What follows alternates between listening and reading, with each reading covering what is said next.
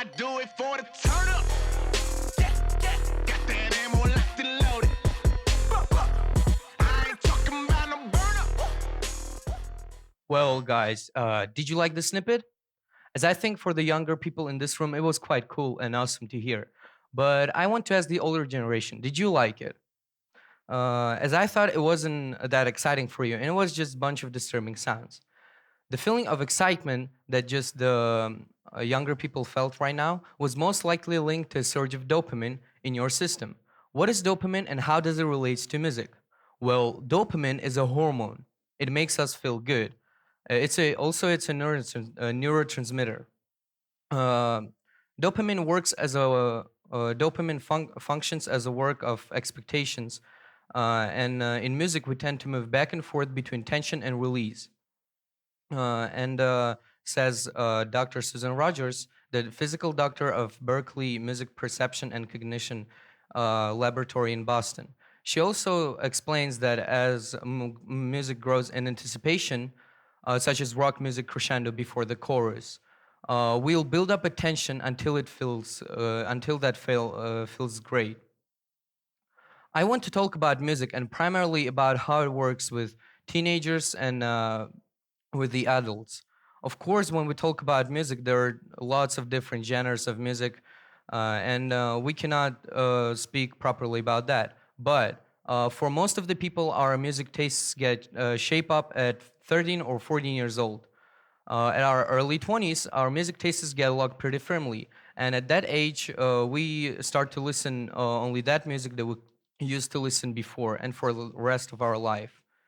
It is, and Music also works as a sort of friend that tells us what to do and how to do. Uh, and When we listen to music, we enter the room of privacy where there is only you, any musician or track that you are speaking with. It also helps us to release stress and to solve some problems. Lyrics tells us how to behave. Like, here is what I should have said to that guy, or here is how should I be putting myself out into the world. Also adds Dr. Susan Rogers. It is certainly true for me because I can definitely say that music made me into who I am right now. And there was a time in my life when I wasn't able to listen to any of kind of music, and it was about 2 years ago when my dad grounded me for full 3 summer months, and he stripped me from everything. He stripped me from internet, games, hobbies, but most importantly, he took music, and it was a big loss for me. And I felt really bad at that time. And I actually realized that my whole being and my soul are connected to music. But also, I realized that my dad is not really into modern music, and and it still wasn't the reason of why he took it from me. While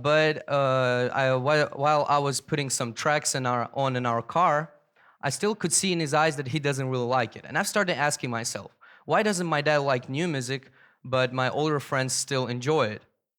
And We often hear the older generation say that the new music is not great and what was made in the past is better. They even used to sing us a song the day the music died from like 1972. That's really a lot, like a long time ago. And it meaning that only their music was music. There was an explanation of that by Frank T. McAndrew, the Cornelia H. Doodley professor of Knox College. And he says that after 33, we tend to stop listening to new releases and we listen what our generation and we used to listen before. But also, there is a biological explanation, which was made by Oliver Bones and Christopher Plack, the Manchester University and Chinese University of Hong Kong. And they say that after we get old, our brain starts to define music less better and different chords and melodies, and uh, and that's why some old songs stay better in our brains than the new ones. But yet, there is even a simpler explanation. In psychology, we have such a term which is called mere exposure effect, meaning that the less you're open to something, the less you like it. Uh, in our teenagers, we used to actually search and listen for music a lot of time. And in our teenagers, in our adult life, after 30, we stop listening to some new releases because we also have new responsibilities, such as family, job, and taxes. And it's very important to realize because some people say that teenagers are also quite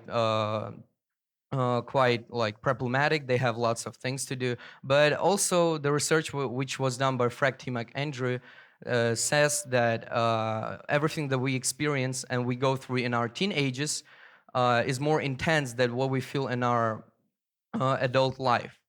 And also it's also can be a reason of why some the music that we listen at our teenagers was also quite interesting for us for the rest of our life. But you can stop me and say that like there is Kanye West who is over 40, but he still makes interesting music and he's still in style. Or Drake being 33 and he's in top charts. Or Travis Scott or Lil Wayne who's like 37, and they're altogether a different case because they've been working in this industry for a long time. They've been making music and they know what their fans basically just like. It is also true that there are people twice as our age who actually still feel our vibe, which is really cool to understand. And some people call them cool, but most of the people say that they'll never grow up.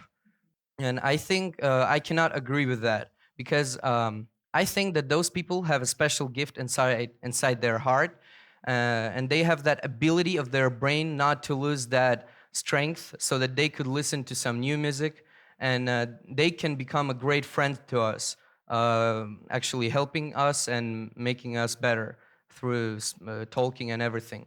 And it's really important to realize too. And that's why our music connects us.